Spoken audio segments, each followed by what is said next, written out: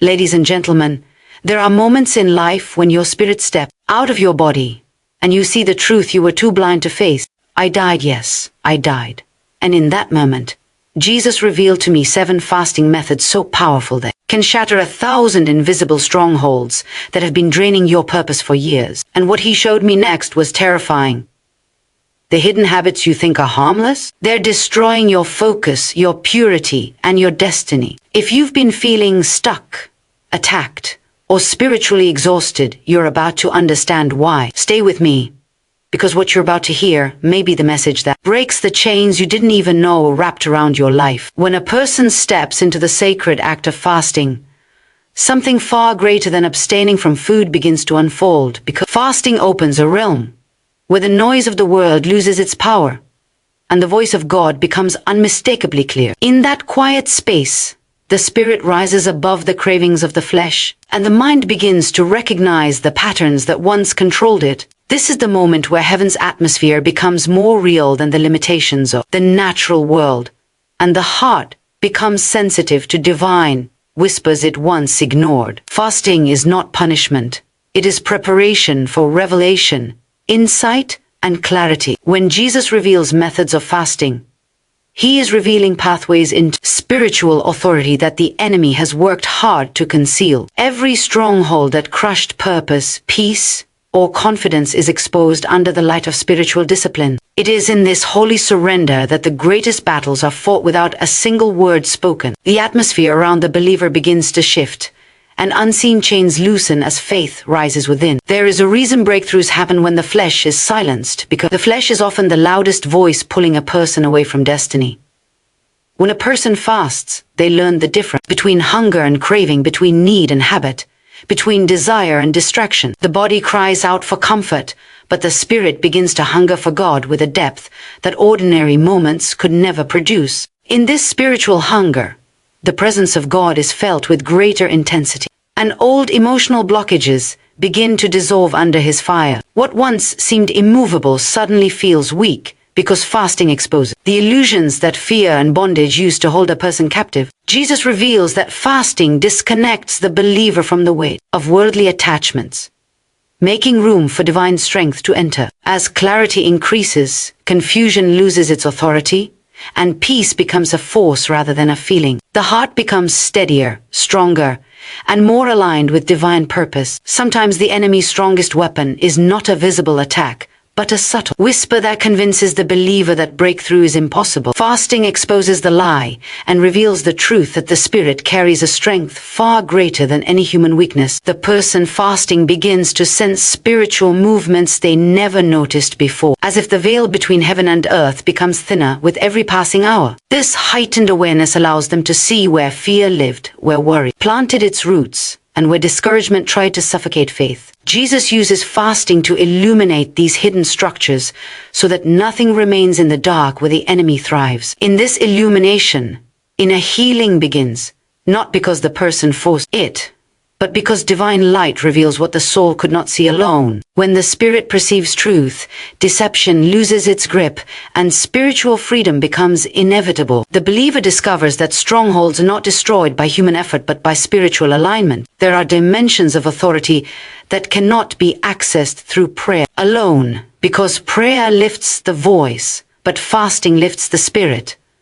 When the two merge, heaven recognizes a level of surrender that moves mountains in the unseen realm. In fasting, the believer confronts the patterns that weakened their resolve and the habits that diluted their spiritual strength. Suddenly, the distractions that once consumed their days seem powerless because spiritual sensitivity rises like a flame that refuses to be extinguished. Jesus reveals that fasting is a divine accelerator, enabling the believer to step into assignments that once felt too heavy to carry.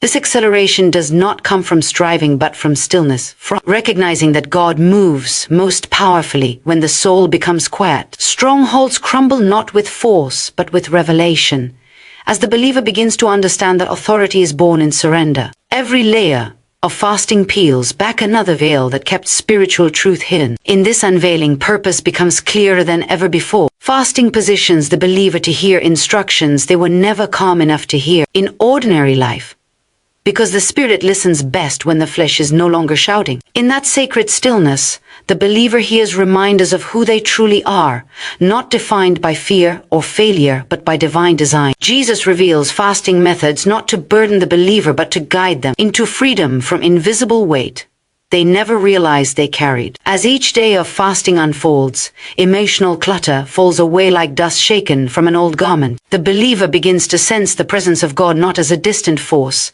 but as an intimate breath resting on the soul. In this closeness, courage rises and faith expands until the impossible becomes believable. What once caused anxiety now provokes determination, because the spirit is strengthened beyond the reach of discouragement. With every moment of surrender, the believer steps deeper into spiritual authority. In this authority, strongholds break, not because of human effort, but because the spirit has aligned fully with the power of God. Purity of mind is not simply a moral principle, it is a gateway to deep spiritual clarity.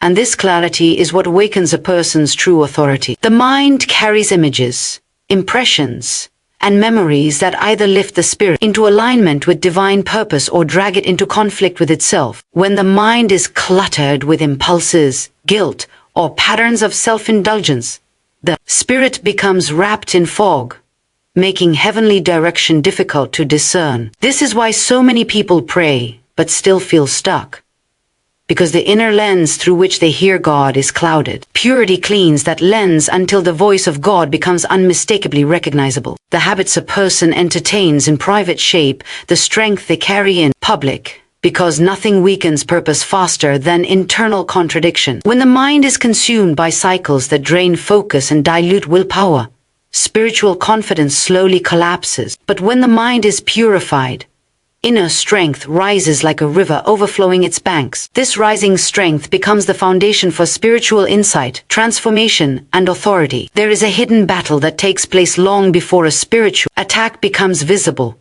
and that battle begins in the imagination. The enemy rarely confronts a person with physical force. Instead, he wages war through images, fantasies, and impulses that stir emotional unrest. When someone repeatedly engages in behaviors that stir constant self-gratification, they unintentionally train their mind to seek escape instead of purpose. This creates a fracture in discipline, a weakening of focus, and a cycle of emotional exhaustion that steals spiritual energy. The damage is not in the act itself, but in the internal bondage it creates, a bondage that keeps a person from hearing direction clearly. Jesus teaches that liberation begins when a person understands the weight of what consumes their thoughts. The mind is a garden, and every action plants seeds that will eventually grow into habits, and habits become character. When the garden of the mind is filled with weeds of distraction, purity becomes the tool that pulls them out by the roots. In this cleansing, the believer discovers that divine clarity had been waiting behind every distraction, just beyond reach. Self-indulgent patterns,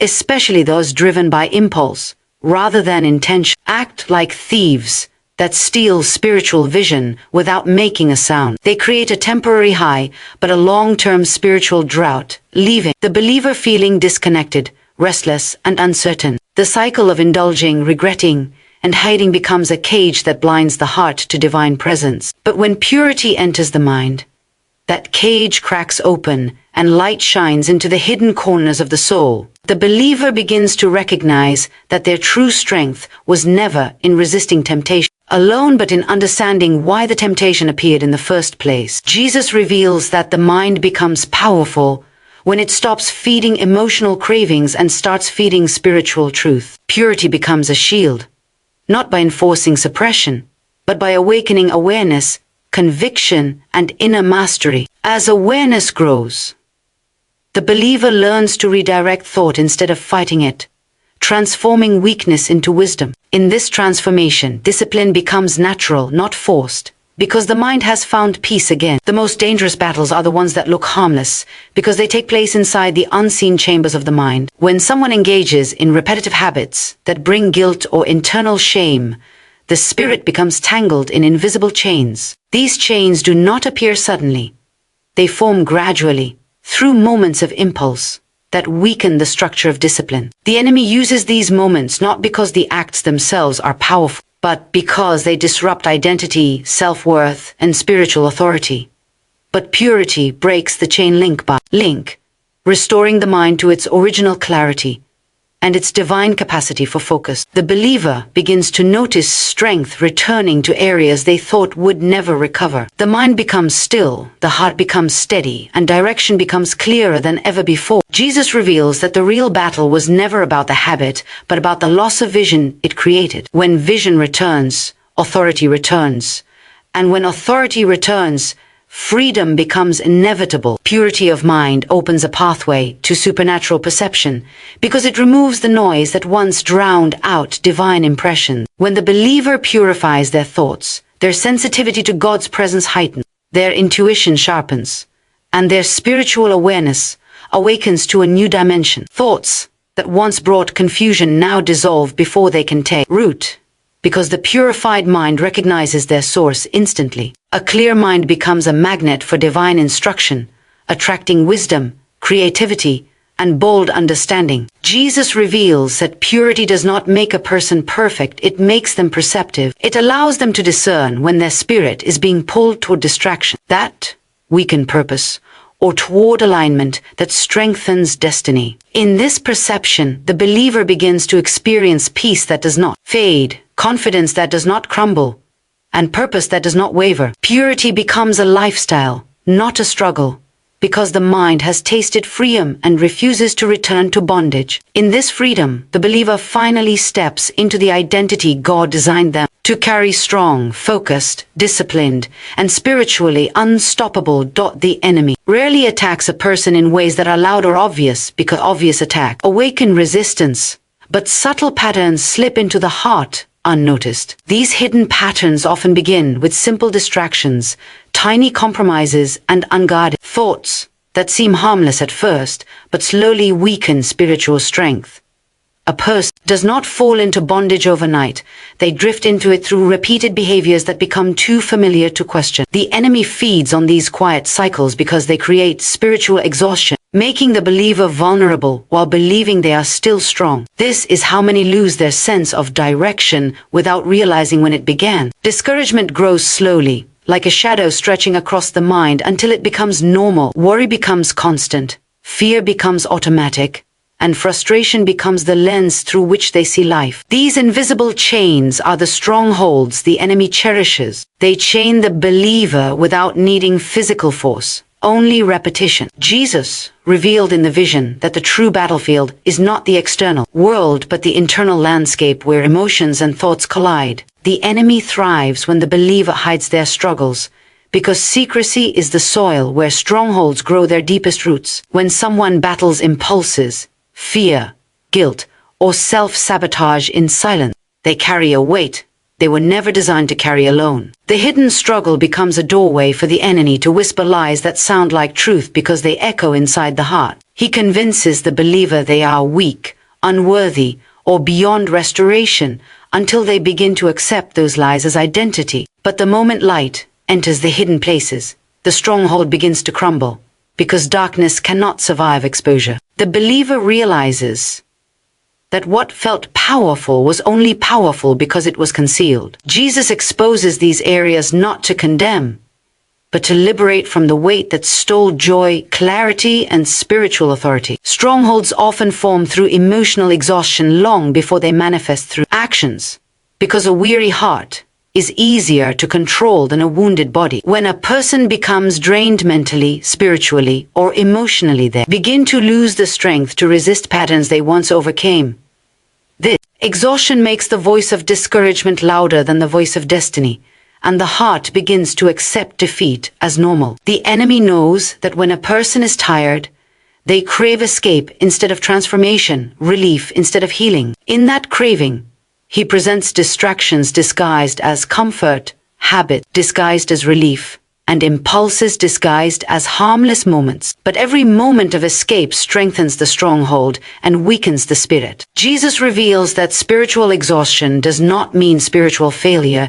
It simply means the believer has been fighting battles alone that were never meant to be fought without divine strength. When the believer surrenders that exhaustion, supernatural renewal begins to flow like refreshing water through the soul. Every stronghold is built on a lie that was believed long enough to become part of the mind's architecture, shaping decisions without the believer recognizing the source. Lies like "you will never change," "this will always control you," or "your destiny is already damaged" become internal scripts. The enemy repeats them until they sound familiar. And familiarity is the disguise he uses to enter unnoticed. But when the believer begins fasting, praying, and purifying the mind, these lies lose the power they once carried. Light exposes them as mere illusions, shadows pretending to be mountains. Jesus reveals that truth breaks strongholds not by force, but by revelation. Because once the believer sees clearly, deception cannot survive. The moment a lie is exposed, the heart becomes free to embrace identity, purpose, and destiny again. This revelation lifts burdens that years of effort could not lift, because spiritual freedom begins at the level of truth, not effort. The enemy's greatest weapon is not temptation but agreement, because he gains authority in a person's life only when they agree with the lies he plants. When the believer agrees with fear, fear grows. When they agree with shame, shame deepens. When they agree with defeat, defeat becomes reality.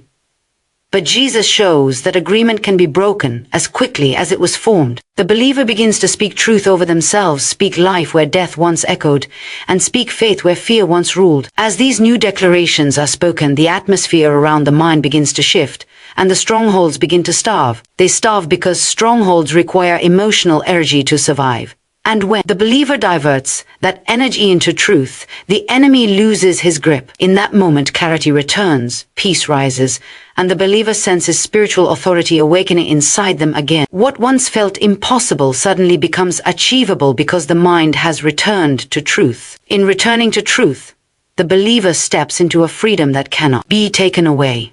Discipline is the quiet force that shapes spiritual authority.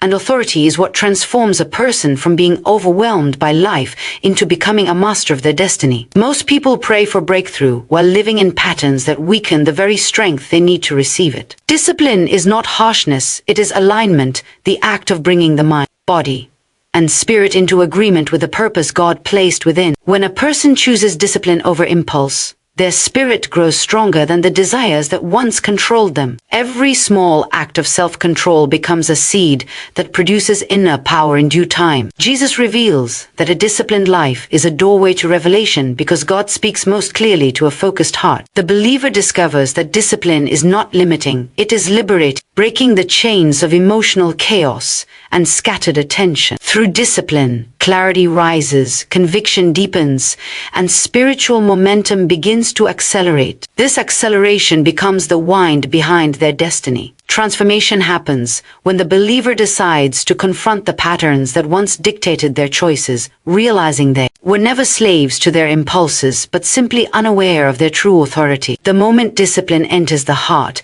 excuses begin to crumble because light exposes the difference between what a person wants and what they are called to become. Discipline creates structure in the soul, a structure strong enough to carry the weight of God's assignment. Without it, dreams remain dreams, visions remain ideas, and prayers remain words floating in the air. Jesus shows that the spiritual realm responds to authority, and authority responds to discipline. When a person disciplines their thoughts, their emotions thaw.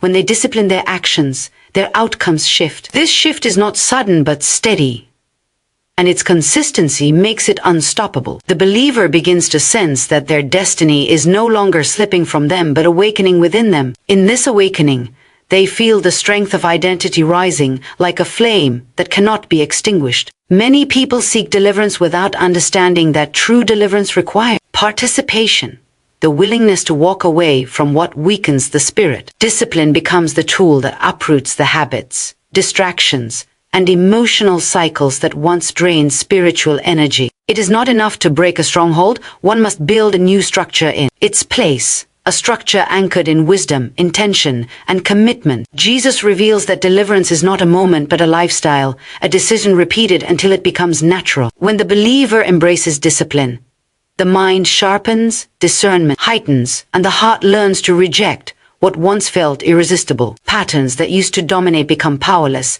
because discipline starves them of attention. The believer realizes they were not weak, they were misaligned. With alignment comes strength, and with strength comes transformation. This transformation carries them into a season where spiritual authority becomes a daily experience, not an occasional moment. The identity of a believer shifts when they begin to master themselves, because self-mastery reveals the greatness that had been buried under layers of old habits and emotional distractions. Jesus shows that when discipline governs the heart, the believer steps into a version of themselves they never believed possible. Confidence rises, not from ego, but from alignment with truth. Peace becomes deeper, because the mind is no longer in conflict with itself. Purpose becomes clearer because distractions lose their influence. The believer begins to make decisions with intention, no longer controlled by impulses that once pushed them off course. They recognize that they are co-laborers with God, shaping their destiny through consistent obedience. This recognition ignites a new level of seriousness,